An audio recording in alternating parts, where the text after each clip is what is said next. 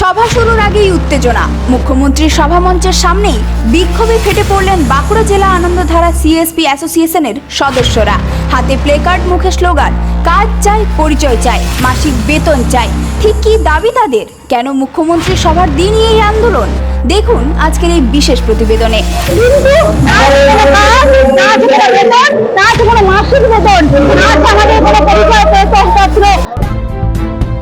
নমস্কার বন্ধুরা, আপনারা দেখছেন voice of Bankura, presented by S L physics, বাঁকুড়ার নাম্বার 1 ফিজিক্স একাডেমি।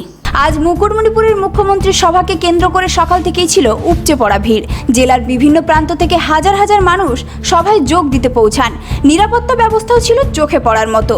কিন্তু সভা শুরুর আগেই নজর কাড়ে অন্য এক ছবি। সভামঞ্চের সামনে বিক্ষোভে সামিল হন বাঁকুড়া জেলা আনন্দধারা সিএসপি অ্যাসোসিয়েশনের সদস্যরা।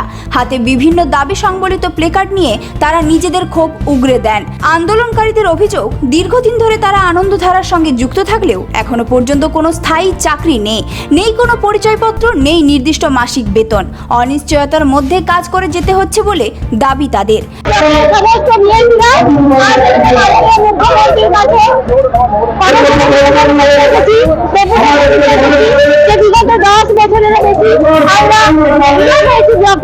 পরীক্ষার মাধ্যমে কোনো কাজ আমরা পাইনি।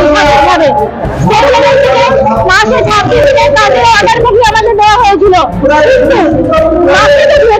বছরেও আমরা এই 26 দিন কাজ পাই না। আমরা দিনের পর দিন প্রত্যেকটা বিআইপি বাড়িতে বসে আছি। এরপর আমরা অন্য কোনো কাজ আমাদের কেউ ডাকেও না, কেউ বলেও না, বিআইপি কাজে আছি। কিন্তু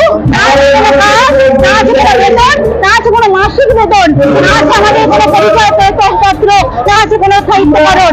আমরা চাই ভবিষ্যতে আমাদের সাহিত্যকরণ, ভবিষ্যতে আমরা চাই আমাদের পরিচয়পত্র, আমরা চাই আমাদের মাসিক সাহিত্য বেতন এবং আমাদের অর্ডার কপি অনুযায়ী 26 দিনে কাজ করা হয়েছিল দেওয়ার কথা, সেই কাজ আমরা পাই না।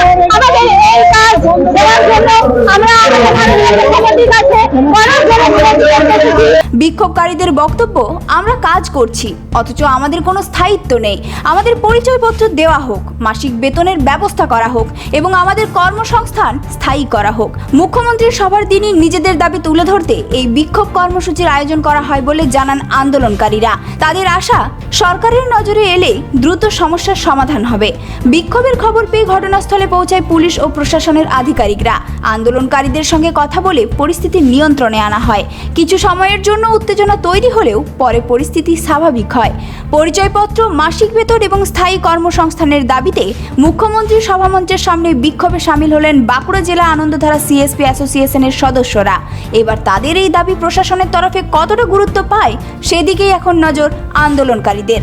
এই ধরনের গুরুত্বপূর্ণ খবর সবার আগে পেতে আমাদের চ্যানেলটি সাবস্ক্রাইব করুন আর ভিডিওটি শেয়ার করতে ভুলবেন না।